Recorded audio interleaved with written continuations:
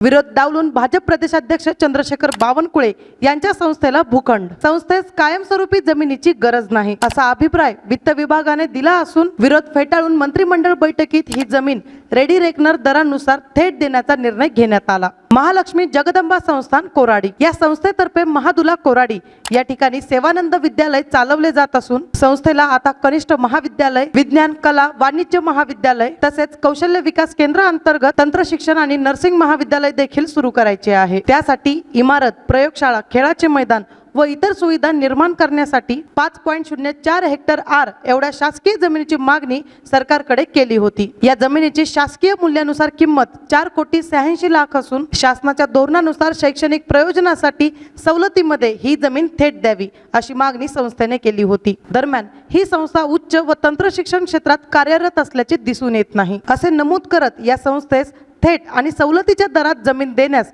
वित्त व महसूल विभागाने तीव्र विरोध केला होता। असे नमूद करत या संस्थेस थेट आणि सवलतीच्या दरात जमीन देण्यास महसूल आणि वित्त विभागाने तीव्र विरोध केला होता। तसेच ही जमीन थेट न देता शासकीय जमीन वाटप धोरणानुसार देण्यात यावी अशी भूमिका महसूल विभागाने घेतली होती। तर या संस्थेला शिक्षण क्षेत्रात काम केल्याचा प्रदीर्घ अनुभव किंवा विशेष उल्लेखनीय कार्य केल्याचा तपशील दिसून येत नाही असे नमूद करत वित्त विभागाने या प्रस्तावास नकार दिला होता। असे असताना देखील ही जमीन या संस्थेला कशी काय मिळाली हा प्रश्न उपस्थित केला जात आहे। भाजप प्रदेशाध्यक्ष चंद्रशेखर बावनकुळे हे या संस्थेचे अध्यक्ष असल्यामुळे ही जमीन त्यांना इतक्या सहजरित्या मिळाली का असा देखील प्रश्न नागरिक विचारत आहेत। यावर आपले मत काय हे कमेंट करून नक्की सांगा। अशाच प्रकारच्या ताज्या राजकीय घडामोडी पाहण्यासाठी आपल्या बातमी टीव्ही या YouTube चॅनलला लाईक, शेअर आणि सबस्क्राईब नक्की करा।